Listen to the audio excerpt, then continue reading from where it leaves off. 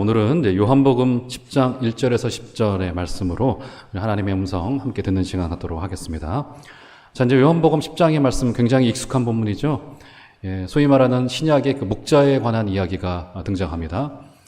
여러분 따지고 보면은 그 구약이나 신약에서 목자에 관한 이야기가 그리 자주 등장하지 않습니다. 구약에서는 선지서 정도 가야지 조금 몇 번 등장하고요. 또 신약에서도 의외로 많이 등장하지 않아요. 그래서 사실은 많이 등장하지 않다가 보니까 요한복음 10장을 우리가 잘 알고 있고, 그러죠? 신약에서는 거의 이제 여기 외에는 이 목자에 관한 이야기가 잘 나오질 않아요. 그렇기 때문에 구약과 신약을 또 연결시키는 것이 또 그렇게 어려운 일이 아닙니다.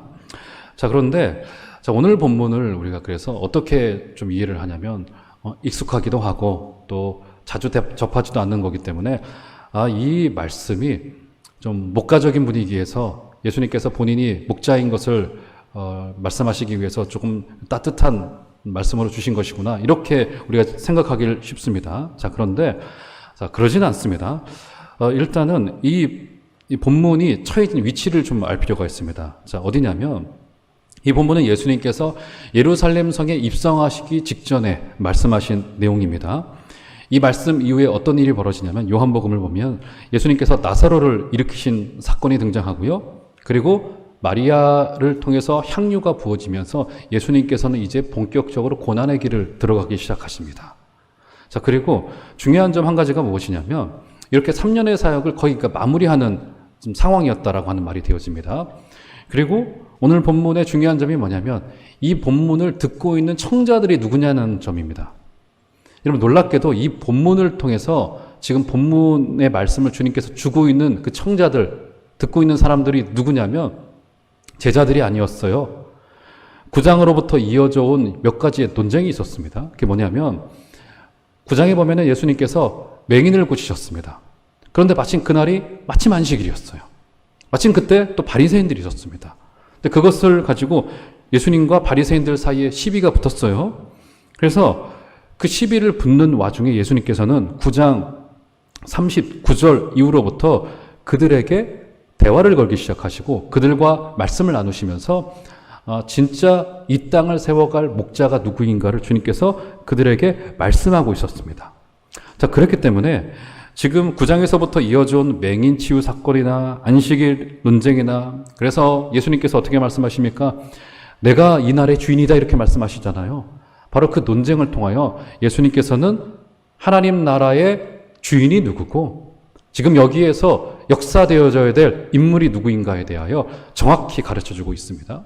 자, 그렇기 때문에 요한복음 10장의 말씀은 뭐라고 해야 될까요? 이게 목가적인 분위기에서 격려하기 위해서 너희들 안심해, 내가 너희의 목자야, 이런 말을 주었다라기보다는 지금 바리새인들을 향해서 질책에 가까운, 그리고 어떻게 보면 주님께서 이제 곧 죽음을 향하여 가시기 때문에 주님의 탄식에 가까운 말씀을 주고 있다라고 하는 점을 우리가 알고 있어야 되고, 그러니까 이 말씀은 굉장히 긴장이 있는 가운데 전해진 말씀이다 라고 하는 것을 먼저 우리가 마음에 두고 있어야지 이 본문의 느낌과 내용을 우리가 정확히 이해할 수 있다, 이렇게 볼 수 있는 겁니다.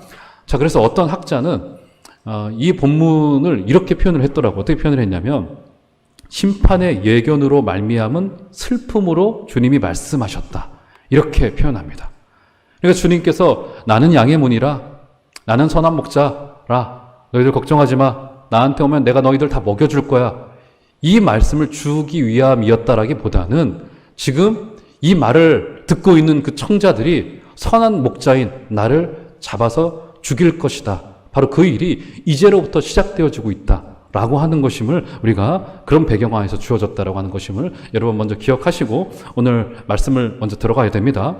자, 먼저 이제 말씀을 보시면, 자, 오늘 1절을 보시면 이렇게 등장합니다. 내가 진실로 진실로 너희에게 이르노니 문을 통하여 양의 우리에 들어가지 아니하고 다른 데로 넘어가는 자는 절도며 강도요 하면서 지금 이제 여러 가지 내용들이 나와요. 자, 이 내용을 10장의 그 초반절에 나와 있는 그 한 4, 5절까지 나와 있는 이 내용을 우리가 잘 알고 있는 것 같은데 사실은 당시에 목자 문화를 잘 이해하고 있어야지만 이 말씀이 잘 이해가 될 수 있습니다. 당시에는 크게 두 가지의 그 농가 가정에 위협이 있었다라고 합니다. 첫 번째는 무엇이냐면 강도 출현에 위협이 있었고요. 그리고 또 한 가지는 야생동물의 위험이 늘 존재했다라고 합니다. 이것은 우리나라도 마찬가지죠. 제가 얼마 전에 그 유튜브 영상을 보는데 제가 또 이제 어떤 영상을 좋아하냐면 그런 게 있습니다. 그 남자 혼자 혹은 여자 혼자 이렇게 산을 타요. 산 밑에서부터 산 정상까지 올라가는 것을 이렇게 자기 혼자 이렇게 중계해 주는 게 있더라고요. 그 산 중에 하나가 뭐냐면 전라도 쪽에 산 이름이 제 기억이 안 나는데 그 산 이름을 왜 그렇게 지었냐면 거기에 하도 불과 한 100년 전만 100년 전도 아니에요. 한 5, 60년 전만 하더라도 하도 강도가 들끓어가지고 그 산의 이름을 그 강도가 들끓는다 하는 그런 산 이름으로 지었다고 하더라고요.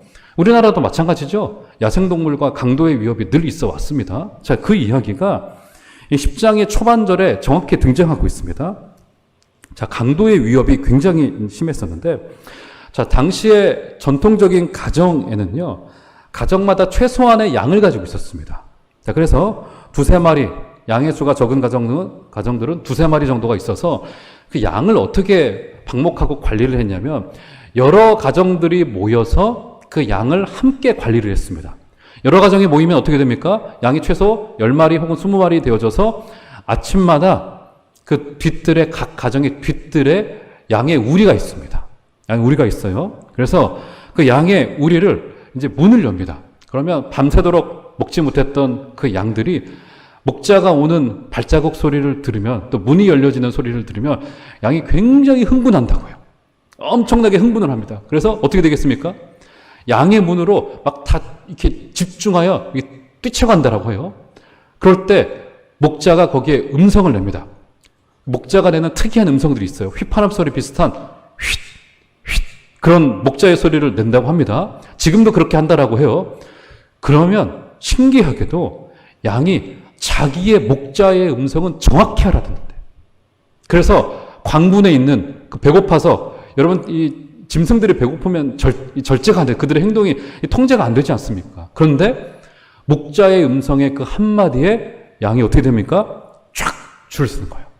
10마리, 20마리 되는 각 가정에서 몰려나온 그 양들이 쫙 하고 줄을 서는 거예요. 사랑하는 여러분, 그래서 교회에 주님의 음성이 중요한 겁니다.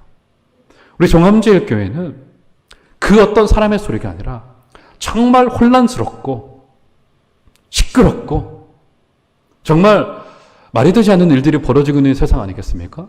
이때 우리가 걱정하고 염려하고 때로는 광란하고 그렇죠. 지난주 수요일날 그런 예배 우리 들었잖아요. 마지막 때 오기 전에 지나갈 될 역이 어떤 역이냐면 광란의 역이라고. 세상 사람들이 사랑이 식어지고 인륜이 무너지고 바이러스가 창궐하고 그럴 때 우리 마음 가운데 어떤 것이 찾아옵니까? 불안이 찾아오고 염려가 찾아오고 미래에 대한 불확실들 그런 걱정 들잖아요. 우리야 지나가면 되지만 우리의 자녀들이 20, 30년 후에 이 땅을 살아갈 때 저는 그런 걱정이 정말 되더라고요. 저들이 어떻게 믿음을 지키고 살아갈 수 있을까? 세상에 사랑이 식어지고 사람의 생명이 경시되어지고 이렇게 살아가는 시대 속에 어떻게 우리가 살아남을 수 있을까? 믿음으로. 이런 걱정이 되더라고요. 그때 정말 목자이신 주님께서 우리에게 정말 아무것도 아닌 것 같은 목소리가 들려져요. 그런데 그 목소리를 정확히 양은 그 목소리를 알아듣는다고 말합니다. 오늘 말씀을 보면은. 그런데 그것이 당시에 정확히 전통적인 목자 문화였습니다. 사랑하는 여러분, 우리 교회 가운데 우리 목자 되신 예수님께서 말씀을 들려주심으로 말미암아 우리의 흔들리는 마음도 정돈되어지고 불안한 마음도 오로지 주님께로 집중할 수 있는 귀하신 은혜가 있게 되기를 주의 이름으로 축원합니다. 그래서 교회에서는 하나님의 말씀만이 하나님의 그 말씀의 선포만이 흔들리지 않고 또 변질되지 않고 교회 안에 있다면 교회는 여전히 소망일 수 있고요. 세상을 향하여 유일한 소망이라고 말씀할 수 있는 것입니다. 우리 교회 가운데 날마다 하나님께서 음성을 들려주시는 복되고 놀라운 은혜가 함께 있게 되기를 주의 이름으로 축원합니다. 그리고 이 전파를 통해서 온라인 예배가 저는 어떻게 성령님께서 역사하실지는 참 모르겠습니다. 참 너무 온라인 예배는 우리 교육자님들하고 제가 뭐 이 방송사고 없도록 준비를 많이 하고 있고 저도 좀 하고는 있지만 정말 바라기는 전파를 타고도 우리 성령님께서 역사하셔서 여러분이 비록 지금 이 예배 현장에 오시지는 못하지만 정말 말씀을 스피커로 들으실 때 성령님의 놀라우신 은혜가 임하게 되기를 주의 이름으로 축원합니다. 자, 이렇게 당시 마을에 항상 이 도둑이 출몰했었고 이 위협에 노출되어져 있었다라고 해요. 그 이야기가 오늘 본문에도 등장하죠. 그렇죠? 1절을 다시 보시면 이렇게 말합니다. 이렇게 말해요. 중반절을 보시면 문을 통하여 양의 우리에 들어가지 아니하고 다른 데로 넘어가는 자는 절도며 강도요. 그렇죠? 절도는 좀도둑이고요. 강도는 우리로 말하면 조폭들, 그렇죠? 무리지어 다니는 도적대들, 이런 의미로 우리가 볼 수 있습니다. 그들의 목적은 뭐냐면 도둑질하고 죽이고 멸망시키기 위함이다. 성경이 그렇게 말하고 있죠? 그렇죠? 그렇기 때문에 양떼의 목자를 뭐라고 말하냐면 문지기를 지키는, 문을 지키는 문지기라고도 말합니다. 그래서 그렇죠? 문지기를 불러낸다라고 이야기를 해요. 그래서 목자는 반드시 문을 사용합니다. 강도는 담을 넘어 들어와요. 그렇죠? 성경이 그렇게 이야기를 합니다. 그런데 목자는 반드시 문지기를 통하여 문을 열게 만들고요. 그리고 문을 통하지 않으면 생명의 꼴로 나아갈 수 없다라고 말합니다. 그런데 오늘 성경에서는 우리 예수님을 양의 뭐라고 말합니까? 문이라고 말해요. 그래서 양의 문이라고 말하는 겁니다. 왜냐하면 이것은 예수님께서 거짓 선지자와 비교되어져서 거짓 선지자와 대조적으로 거짓 선지자들은 그러니까 양의 문이라고 하는 이야기는 주님께서 뭐 문을 열어서 거기로 통과해야 된다 이런 말도 있지만 그것보다는 주님께서는 거짓 선지자가 아니라 절도요 강도가 아니라 당시에 뭡니까?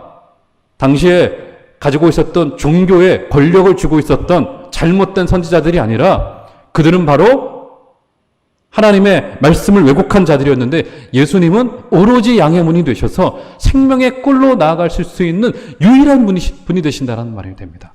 사랑하는 여러분, 우리 주님께서는 양의 문이 되십니다. 오직 그 문으로만 들어가고 나오셔서 양의 꼴을 먹으시고 풍성한 하나님의 은혜를 누리시는 여러분들 다 되어주시기를 주의 이름으로 축원합니다. 당시에 목자들에게는 두 가지의 중요한 의무가 있었습니다. 첫 번째는 뭐냐면 양우리로 문을 통해 들어가 양떼를 몰아서 문을 통해 다시 거리로 이끌어 나와야만 됐습니다. 첫 번째 의무이고요. 두 번째는 뭐냐면 문 밖으로 나온 양떼들을 다른 양떼들의 무리와 흔들리지 않도록 소리를 내고 쉿쉿 소리를 내요. 그리고 지팡이와 막대기로 인도한다라고 이야기를 하잖아요. 그게 왜 그랬냐면 다른 무리의 양떼로 흘러 들어가면 안 되거든요. 그래서 막대기로 툭툭 칩니다. 툭툭 쳐요. 지팡이와 막대기로 나를 인도하신다라고 하는 이야기가 그것이 그렇게 다른 양떼와 섞이지 않도록 이 길로만 가도록 우리 주님께서 때로는 막대기로 툭툭 쳐요. 그럴 때 있습니다. 우리 주님께서 우리의 인생을 툭툭 치실 때가 있어요. 마음이 조금 곁길로 나가려고 합니다. 그때 주님께서 자신의 사랑하시는 양들을 이렇게 툭툭 치십니다. 야, 그 길 아니야. 툭 쳐요. 야, 그 생각 접어. 그거 아니야. 이게 바른 길이야. 여길 와 하고 앞길로 툭툭 치십니다. 사랑하는 여러분, 주님의 인도함을 받는다라고 하는 것이 바로 그것이에요. 주님께서 저의 여러분들의 인생을 툭툭 치실 때가 있어요. 지금 이 기간도 마찬가지 기간인 것 같습니다. 우리 주님께서 툭툭 치세요. 그리고 우리의 예배를 점검하게 하시고요. 우리가 하나님을 향하여 올바르게 예배를 드리고 있었는지를 다시 한번 보게 하시고 되돌아보게 하십니다.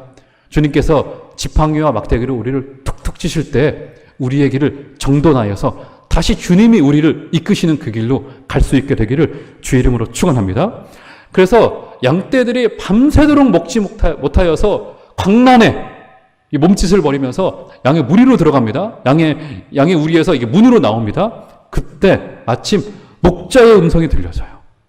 흥분하여 울던 양떼들이 목자의 음성을 듣고는 어떤 것을 알 수 있어요? 이제 곧 우리에게 영원한 꼴, 영원한 안식을 주시겠구나 라고 하는 것을 알 수 있게 되어져서 양들이 조용해진다고 해요. 사랑하는 여러분, 우리 교회에 정말 강점이 무엇입니까? 종암제일교회 하면 이 종암동에서 정말 평안한 교회, 정말 좋으신 분들 많은 교회. 여러분, 그것이 우리 주님의 음성 때문인 줄 저는 믿습니다. 우리 교회에 날마다 주님께서 말씀하여 주시고, 젊은이들이 말씀을 듣고 환상을 보고 비전을 보고, 그리고 우리의 노년의 우리의 믿음의 선배들이 영원의 소망을 바라볼 수 있게 되어지는 은혜가, 말씀을 통하여 이루어지는 은혜가 있기를 주의 이름으로 축원합니다. 자, 그런데 오늘 말씀을 조금만 더 우리가 깊게 들어가서 잘 이해하기 위해서는 이 말씀이 정확히 구약적인 이해를 가지고 있다라고 하는 사실을 우리가 좀 알 필요가 있습니다. 자, 그래서 성경을 좀 한 군데 좀 찾아볼까요? 자, 에스겔서로 가보시면, 자, 에스겔서 34장으로 한번 가보겠습니다. 자, 우리 화면을 보고 계신 성도님들께서도 에스겔서 34장으로 가보시면, 자, 에스겔 34장 2절로 가보시면, 자, 여기에 관한 이제 목자 전승, 구약의 흔히 말하는 목자 전승이라고 이야기를 합니다. 자, 의외로 목자 전승이 많이 등장하지는 않아요, 구약에. 시편 23편이 대표적이긴 한데 그것이 뭐 많이 등장하지 않습니다. 자, 34장 2절로 가보시면 제가 읽어드릴게요. 한번 눈으로 따라와 보시겠어요? 인자야, 너는 이스라엘 누구들에게요? 자, 목자들에게 예언하라. 자, 그런데 좋은 이야기가 안 나옵니다. 그들 곧 목자들에게 예언하여 이르기를, 주 여호와께서 이같이 말씀하시되 자기만 먹는 이스라엘 목자들은 화 있을진저 목자들이 양떼를 먹이는 것이 마땅하지 아니하냐. 네, 이렇게 이야기를 합니다. 그렇죠. 거기 펴놓으시고 저를 보시면 이렇게 말합니다. 자, 목자들에 관해서 이야기를 하는데, 구약에서 목자에 관한 이야기가 나올 때 의외로 긍정적인 이야기가 많이 등장하지 않아요. 의외로. 그리고 그 목자들은 구약의 종교 지도자들을 말하는 것입니다. 많이 등장하지 않아요. 그들은 대표적으로 타락한 지도자들을, 목자라는 이야기가 나올 때마다 타락한 지도자들의 잘못된 사역을 질책하실 때 목자들의 이야기를 선지서에서 끄집어냈다. 제가 발견하기로는, 제가 찾아본 바로는 구약의 선지서 예언서에서 목자가 등장할 때마다 긍정적인 것으로 등장한 적이 거의 없습니다. 우리 주님을 한 목자라고 말씀하시면서 해석하셨던 그 내용 말고는 거의 등장하진 않아요. 등장하진 않습니다.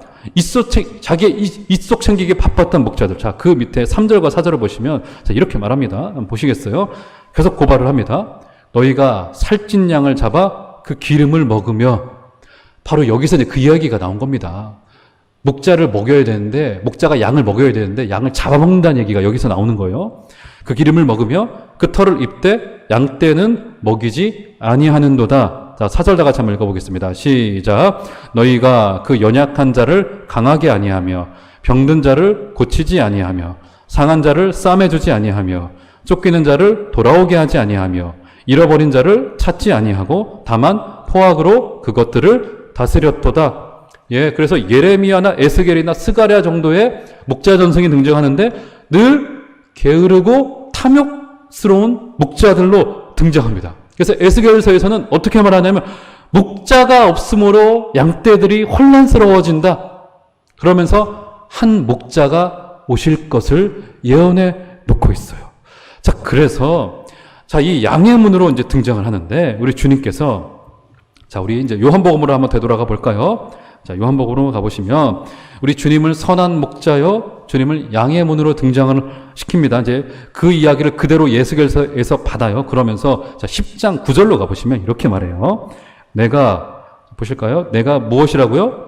문이니 누구든지 나로 말미암아 들어가면 구원을 받고 또는 들어가며 나오며 꼴을 얻으리라 라고 이야기를 해요. 자, 이 9절의 말씀 한 절에서는 제가 지금까지 설명드렸던 당시의 목자 전승과 더불어서 구약적인 이해가 함축되어져 등장하고 있습니다. 자, 그래서 이 말씀을 이해하기 위해서는 여러분 좀 불편스러우시더라도 성경을 한 군데 좀 더 찾아보겠습니다. 시편 118편으로 가보시면, 시편 118편 19절과 20절로 가보시면, 시편 118편 19절과 20절로 가보시면, 자, 여기 보면 이제 문이 등장합니다. 자, 문으로 들어갔다 나왔다 한다는 것이 어떤 의미인가? 이게 굉장히 중요해요. 여기서 핵심이고 중요합니다. 자, 시편 118편 19절과 20절을 보시면 제가 읽어드릴게요. 내게 의의 문들을 열지어다. 자, 문을 열라고 이야기를 하죠. 내가 그리로 어떻게 한다고 이야기를 해요? 들어가서 여호와께 감사하리로다. 이는 누구의 문이라고요? 여호와의 문이라 의인들이 그리로 들어가리로다. 자, 이 구약적인 이 구약의 예배와 제사의 의미를 이 요한복음 기자가 정확히 차용하고 있는 겁니다. 그러니까 문으로 들어갔다 나온다라고 하는 것은 구약에서 제사를 드리고 하나님께 나아간다라고 하는 의미를 가지고 있어요. 그렇죠? 그리고 거기에 들어가서 요한복음 10장 9절에 보면 거기서 들어가서 무엇을 얻는데요? 꼴을 얻는다고 이야기를 하죠. 그래서 이 꼴은 오직 하나님께서만 주시는 영혼의 양식, 먹고서 누리게 될 안식을 뜻하는 것이다. 그러니까 이 문을 열고 들어가서, 문을 열고 나가서 꼴을 얻는다라고 하는 것은 하나님께 나아가는 것이고, 그리고 꼴을 먹는다라고 하는 것은 영원한 안식을 누리는 것이다. 라고 하는 것임을 여기서 알 수 있습니다.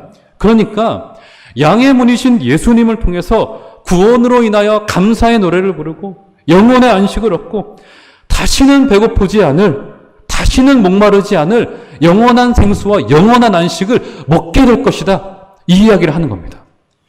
여러분 그렇잖아요. 제가 이제 금요기도회를 이제 한 2주 정도, 한 3주 못했나요? 못했지 않습니까? 제가 이제 금요기도회를 하고 나면 요새는 제가 이제 작년 말부터 좀 다이어트를 한다고 먹는 거를 이제 많이 절제를 하고 있는데 그 전까지는 늘 금요기도회를 마치고 나면 전에 교회에 있을 때도 부교육자일 때도 늘 그랬습니다.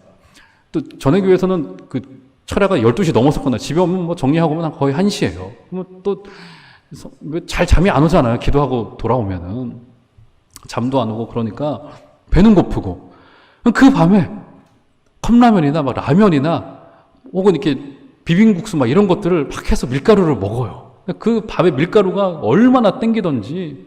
그런데 내가 요즘은 안 먹으니까 이제 그런 생각을 안 하는데 어느 한 날은 제가 금요기도회 마치고 가서 또 뭘 먹는데 그런 생각이 들더라고요. 어떤 생각이 드냐면 이게 내가 배고파서 먹는 것도 있지만 내가 지금 이 식사를 지금 하는 게 아니라 뭔가 이 영혼의 허기를 때우기 위해서 먹는 건 아닌가 이런 생각이 배고프지 않는데 먹고 있더라고요. 제가 그냥 먹고 있더라고요. 그런 생각이 들더라고요. 그러면서 어떤 생각을 했냐면 내가 먹는 게 내 생명이구나. 여러분 그래서요. 제가 이제 여러분 이제 아실런지 모르겠지만 제가 한 7kg를 뺐는데 여러분 먹는 게 굉장히 중요합니다. 누가 그러더라고요. 제가 그래서 이거를 좀 치밀히 연구를 해봤더니 지금 먹는 게 10년 후에 내 건강을 좌지우지한다고 하더라고요. 지금 당장은 괜찮아요. 특별히 젊은 사람들은, 어르신들은 지금 먹는 게 바로 효과가 나타날 수 있는데 20, 30대 젊은 사람들은 지금 먹는 게 10년 후에 건강을 결정한대요. 그래서 저도 조금 늦었지만 지금부터라도 절제하려고 하고 있는데 어쨌든 내가 먹는 게 내 생명입니다. 나는 과연 지금 무엇을 먹고 있는가를 한번 되돌아보세요. 뭘 먹고 있는가? 좋은 음식을 먹고 있는가? 내 좋은 영의 양식을 먹고 있는가? 어떤 사람을 보니까요, 여러분, 뭘 먹고 있냐면 계속 뭔가를 사요. 뭔가를 소비합니다. 어떤 연예인 집을 들어가는 프로그램을 봤어요. 앞에 신발장이 놓여 있는데 그 신발장에 신발이 여러분 그 신지도 못할 신발을 수십 켤레를 사다 놓고 쟁겨놓고 있더라고요. 그리고 그것을 보면 흐뭇해 하더라고요. 이것은 전 세계에 몇백 켤레밖에 없는 신발을 내가 산 거야 하고 신발을 쟁겨놓고 있더라고요. 왜 그럴까요, 여러분? 그것이 그 사람의 생명인 거라고요. 난 뭘 먹고 있는가? 제가 전에 어떤 젊은 친구하고 교회에서 교제를 하던 중에 그 형제가 그런 얘기를 하더라고요. 굉장히 똑똑한 형제였습니다. 그런데 친해지다 보니까 자기의 인생 이야기를 꺼내요. 직장에서도 잘 나갑니다. 자기의 나이에 맞지 않게 진급되어지고 승진되어지고 월급도 많아지고 그렇게 되어졌어요. 그런데 그 형제는 가만히 있지를 못해요. 그게 무슨 말이냐면 늘 어딘가를 올라가려고 합니다. 그 다음 시험. 자신이 일하는 것과 상관없는 시험 준비를 합니다. 그래서 자신을 혹사시켜요. 저녁마다 학원을 다니고 거기서 뭔가를 이루어내고 그래서 제가 보기에는 본인의 분야에서 올라갈 수 있는 최고의 위치까지 올라갔습니다. 모든 시험을 다 통과를 했어요. 그리고 월급도 그 나이에 맞지 않게 아마 굉장히 많을 거예요. 제가 상상은 되진 않지만. 그런데 공부할 내용이 이제 없는 거라고. 그러니까 어떤 공부를 시작하냐면 공인중개사, 아니, 굳이 안 해도 됩니다, 그 친구는. 공인중개사 시험, 그리고 유학 가기도 늦은 나이인데 토플 시험 준비한다고 저한테 기도해달라고 하길래 제가 따끔하게 한마디 했습니다. 뭐라고 했냐면, 그만 먹으라고. 배탈 난다고. 그만 먹으라고. 그건 아니라고, 이건 더 이상. 다 먹는다고 좋은 게 아니라고. 그런 이야기 했습니다. 사랑하는 성도 여러분, 여러분 무엇을 드시고 계십니까? 오직 하늘에서 주시는 하나님의 양식으로 배부르시는 은혜가 있게 되기를 주의 이름으로 축원합니다. 먹어도 배고플, 먹어도 마셔도 목마를 그 음료를 마시지 마시고 오직 하늘의 음료를 마셔주시는 여러분들 다 되어주시기를 주의 이름으로 축원합니다. 그래서 오늘 말씀의 결론으로 10장 4절과 5절을 가보시면 자, 이렇게 이야기를 합니다. 요한복음 10장 4절과 5절, 자기 양을 다 내놓은 후에 앞서가며, 자, 목자가 앞서가죠. 양들이 그의 음성을 아는 거로 따라오되. 신기합니다. 양들이 목자가 일일이 챙기지 않아도 목자가 음성을 내기 시작하면 그 길을 쭉 쫓아갑니다. 쭉 쫓아가요. 그래서 디모데후서 2장 15절에 보면 너는 진리의 말씀을 옳게 어떻게 하라고요? 분별하며, 그 말이 뭐냐면 길을 옳게 내라는 겁니다. 그럼 제 역할은요, 저는 이것이 분명해요. 이것만은 분명합니다. 우리 교회. 저는 길을 내기 위해서 왔습니다. 무슨 길이냐면 말씀의 길이에요. 말씀을 꾸준하게 우리 교회가 옳게 선포하고 이 성경에 있는 내용 그대로, 여기에 있는 가치 그대로, 여기에 있는 철학 그대로 우리가 쭉 내기만 한다면 여러분의 뒤를 따라서 생명의 양들이 졸졸졸졸 쫓아올 거예요. 사랑하는 여러분, 우리 교회 가운데는 하나님의 말씀이 충만히 선포되어지고, 여러분 보세요. 저는 하나님께서 놀라우신 게 뭐냐면 지금 10명 모이는 교회나 우리처럼 수백 명 모이는 교회나 아니면 수천 명 모이는 교회나 지금 어떻게 되어졌어요? 똑같아요. 교회 문 못 여는 거 똑같습니다. 목사들이 멍하니 있는 게 똑같아요. 저는 하나님께서 우리 목사들에게 정말 중요한 메시지를 준다고 생각합니다. 목회 되돌아보라고. 우리의 역할은 양떼들에게 충실하게 말씀을 먹이는 역할이라고 하는 사실을 다시 한번 되돌아보게 되어집니다. 오늘 그렇게 되어지는 겁니다. 그러면서 자 5절 다 같이 한번 마지막으로 이렇게 말합니다. 다 같이 한번 읽겠습니다. 시작. 타인의 음성은 알지 못하는 고로 타인을 따르지 아니하고 도리어 도망하느니라. 잘못된 종교 지도자들을 질책하고 계시죠. 바리새인들을 질책하고 있으면서 양들은 오로지 목자를 졸졸졸졸 쫓아가고 있다라고 하는 것을 보여주고 있습니다. 결국 여기에서 중요한 것은 목자와 양떼 사이에 친밀한 교제입니다. 사랑하는 여러분, 결국 인생의 해답이 어디에 있습니까? 목자 되신 그분의 음성을 듣고 순종하고 따라가는 것에 우리 인생의 해답에 있는 것임을 믿으시기를 바랍니다. 그래서 말씀 읽기를 사모하여 주시고, 말씀 듣기를 사모하여 주시고, 우리 자녀들에게 반드시 이제 오늘부터 우리 부모님들이 공과를 가르칠 수 있는 것이 이제 부모님들께 전달이 되어졌죠. 이 예배가 마쳐지고 난 뒤에 오늘 말씀을 기초로 아이들에게 말씀을 충분히 가르쳐 주시고 말씀을 나눠주시는 은혜가 있기를 주의 이름으로 축원합니다. 이것으로 하나님의 말씀으로 우리의 양식 삼을 때 진짜 우리들에게 은혜가 임하게 되어지고 성령의 역사가 임하게 될 것을 믿으시는 여러분들 다 되어주시기를 주의 이름으로 축원합니다.